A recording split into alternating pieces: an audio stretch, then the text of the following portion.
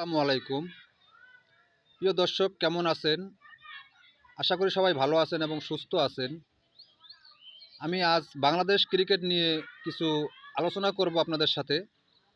দেখি আপনাদের মতের মিল হয় কি না। আশা করি মতের মিল হবে।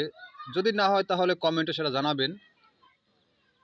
আমি কথা বলতে চাই বাংলাদেশ ক্রিকেট নিয়ে। বাংলাদেশ ক্রিকেটের বর্তমান যে পরিস্থিতি চলতেছে সেটা আপনাদের দৃষ্টিকোণ থেকে কেমন লাগে বা কেমন আপনাদের অনুভূতি বা আপনাদের মতামত কি জানাবেন কমেন্টে। আমি আমার দিক থেকে বলতে পারি বাংলাদেশ ক্রিকেটে এখন একটা যুদ্ধ চলতেছে বর্তমানে। যে যুদ্ধটা হলো ন্যায় এবং অন্যায়ের যুদ্ধ।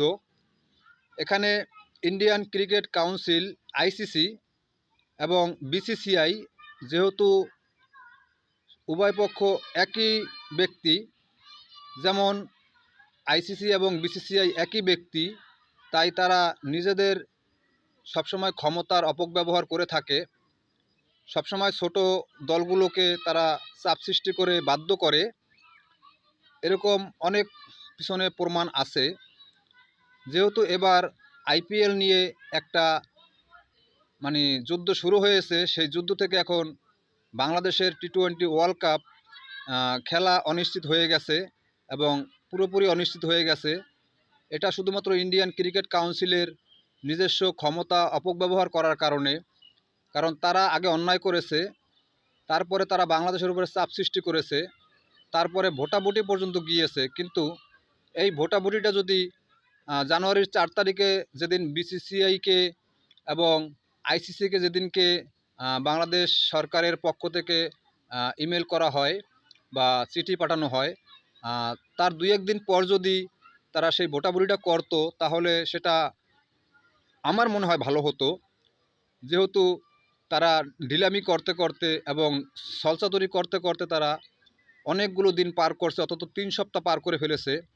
তারা বিভিন্ন রকমের নাটক করতে করতে তারা বাংলাদেশকে একেবারে ক্রিকেটের মানে তারা বিশ্বকাপ খেলতে পারবে কিনা তারা সেই পর্যায়ে নিয়ে তারপর তারা ভোটাভুটি করেছে।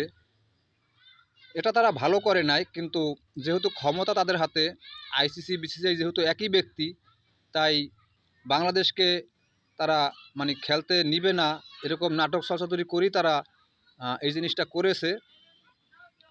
যেহেতু মোস্তাফিজ ইন্ডিয়ার আইপিএল ক্রিকেট লিগে খেলবে, যদি বাংলাদেশের মোস্তাফিজকে বাতি দেওয়া হবে, তাহলে কেন মোস্তাফিজকে 9 কোটি 20 লাখ টাকায় কিনলো এবং তারা কেনার পরে তারা উগ্রবাদী হিন্দুত্ববাদীদের চাপে পড়ে তারা ভারতের বিসিসিআই সরকার তারা মোস্তাফিজকে বাদ দিতে বাধ্য করে। তাহলে নেওয়ার কি প্রয়োজন ছিল? নিত না এক জিনিস, তাহলে আমরা বিশ্বকাপটা খেলতাম। নিয়ে কেন তারা বাংলাদেশকে অপমান করলো, বাংলাদেশের 20 কোটি লোককে অপমান করলো? কারণ মোস্তাফিজকে অপমান করা মোস্তাফিজকে দল থেকে বাদ দেওয়া বাংলাদেশের 20 কোটি লোককে বাদ দেওয়া এবং অপমান করা। তারপরে বাংলাদেশকে তারা চূড়ান্ত অপমানটাই করেছে। জবাবে বাংলাদেশও মাথা নোয়াবার মতো রাষ্ট্র না। কারণ আমি বাংলাদেশের সচেতন নাগরিক হিসাবে বলবো যে বাংলাদেশ সরকার মোস্তাফিজকে বাদ দেওয়ার পরে যে পদক্ষেপ নিয়েছে, আমার দিক থেকে সঠিক পদক্ষেপ নিয়েছে। কারণ ইন্ডিয়া বাংলাদেশকে শাসন করতে করতে এবং বাংলাদেশকে চাপে রাখতে রাখতে তারা একেবারে সম্পূর্ণ দাদাগিরি তারা করছিল। গেল 17-18 বছর তারা প্রচণ্ডভাবে বাংলাদেশকে শাসন শোষণ চুষে খেয়েছে।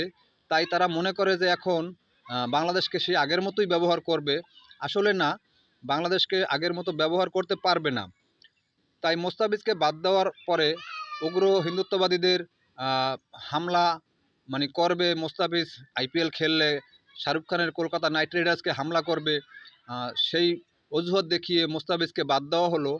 বাদ দেওয়ার পরে বাংলাদেশ সরকার যেহেতু 3 তারিখে এই ঘটনা, 4 তারিখে যেহেতু বাংলাদেশ সরকার আইসিসি থেকে চিঠি পাঠালো, ইমেল করলো, তারপর থেকে বাংলাদেশ জানালো যে একজন মোস্তাফিজকে যারা নিরাপত্তা দিতে পারবে না এবং মোস্তাফিজকে যারা দায়িত্ব নিয়ে মাঠে রাখতে পারবে না, তাহলে আমাদের বাংলাদেশের একটা ফুল স্কোয়াড টিম, যেহেতু পুরো একটা জাতীয় টিম যাবে, সাংবাদিক যাবে এবং দর্শক যাবে, তাদেরকে নিরাপত্তা কিভাবে দিবে? যেহেতু একজনকে নিরাপত্তা দিতে পারে নাই, ওই একজনই হলো বাংলাদেশের ২০ কোটি লোকের মাথা। তাহলে এখানে যদি শত শত লোক, হাজার হাজার লোক যায় সাংবাদিক সহকারে, ক্রিকেট টিম সহকারে, তাহলে তাদের নিরাপত্তা কিভাবে দিবে? সেজন্য বাংলাদেশ সরকার যে সিদ্ধান্ত নিয়েছে, আমি মনে করি চূড়ান্ত সিদ্ধান্ত নিয়েছে। এই সিদ্ধান্তকে আমি সম্মান জানাই। কারণ আমাদের দেশকে কেউ অসম্মান করবে এবং বেইজ্জতি করবে, আর সেটা সহ্য করে আমরা ক্রিকেট খেলবো ইন্ডিয়ার মাটিতে। ইন্ডিয়া চাইলে এবং আইসিসি চাইলে এই জানুয়ারি মাসের ৩ তারিখের পর থেকে খুব দ্রুত তারা বাংলাদেশের ম্যাচ শ্রীলঙ্কায় শিফট করতে পারতো। তারা কিন্তু তা না করে অনেক নাটক ছলচাতুরি করে তারা কিন্তু এই ভোটাভুটির পর্যায়ে নিয়ে আসছে লাস্ট পর্যন্ত। গোপনে গোপনে বড় বড় দলগুলোকে তারা কানে কানে বলেছে তোমরা বাংলাদেশের পক্ষে ভোট দিবা না। তারাও জানে, অস্ট্রেলিয়া, ইংল্যান্ড, সাউথ আফ্রিকা তারাও জানে যে বাংলাদেশের এখানে দোষ না, এখানে দোষ ইন্ডিয়ার। কিন্তু তারা গোপনে হয়তোবা তাদের কাছ থেকে মানে বড় ধরনের অঙ্ক খেয়ে নিয়েছে। তারপরে তারা ইন্ডিয়ার ফরে রয়েছে। শুধুমাত্র পাকিস্তান বাংলাদেশের পাশে দাঁড়িয়েছে, কিন্তু তাও কিন্তু বাংলাদেশকে তারা ভোট দেয় নাই। শুধু ভোট দিয়েছে ইন্ডিয়ার বিপক্ষে। বাংলাদেশের পক্ষে কিন্তু এই ভোটটা দেয় না আমি মনে করি, কারণ এটা ইন্ডিয়ার বিপক্ষে ভোট দিয়েছে। কিন্তু বাংলাদেশের পক্ষে যদি ভোট দিত, ভোট দেওয়ার পরে যখন বাংলাদেশ চূড়ান্ত সিদ্ধান্ত নিল সরকার যে না আমরা ইন্ডিয়াতে খেলতে যাব না, আমরা খেলার ইচ্ছে এখনও আছে, আমরা শ্রীলঙ্কা খেলতে চাই বা অন্য কোনো ভেন্যুতে খেলতে চাই, তাহলে পাকিস্তান যদি বলতো যে না বাংলাদেশের ন্যায্য অধিকার যখন ন্যায্য কথা যখন মেনে নেওয়া হয় নাই, তাহলে আমরা আইসিসির সাথে যোগাযোগ করে আমরা খেলবো না, এই সিদ্ধান্ত আমরা নিলাম যে বাংলাদেশের সাথে অবিচার করা হয়েছে। আমরা পাকিস্তান ক্রিকেট পিসিবি আমরাও বাংলাদেশের পক্ষে আছি, আমরা খেলবো না যতদিনে এই মানে সিদ্ধান্ত না নেওয়া হবে।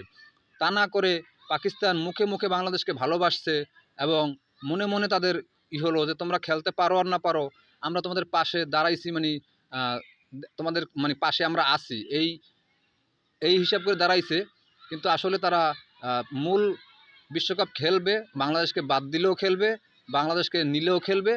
তাই সকলের উদ্দেশ্যে বলবো যে এই কাজটা আইসিসি এবং বিসিসিআই তারা উগ্র হিন্দুত্ববাদী যে ইন্ডিয়ান সরকারের যে যারা নোংরামি রাজনীতি ক্রিকেটে ঢুকাইছে এবং রাজনীতিতে ক্রিকেট প্রবেশ করাইছে, এই এদেরকে মানে দৃষ্টান্তমূলক বিচার অবশ্যই করা হোক।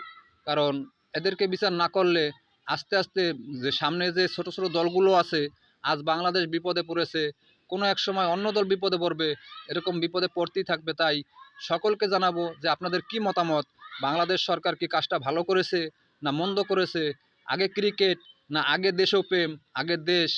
আপনাকে কেউ মানে অপমান করবে বাংলাদেশ হিসাবে, আমি এক ভাই হিসাবে সেটা সহ্য করব, সেটা হতে পারে না। তাই সকলে ভালো থাকবেন, সুস্থ থাকবেন। আল্লাহ হাফেজ। জানাবেন আপনাদের মতামত। আমি কমেন্টে আপনাদের কমেন্টের অপেক্ষায় রইলাম। অবশ্যই আপনারা কমেন্ট করে জানাবেন। সবাইকে প্রীতি ও শুভেচ্ছা জানিয়ে শেষ করছি আমার এই ক্রিকেট বিশ্লেষণ। আল্লাহ হাফেজ।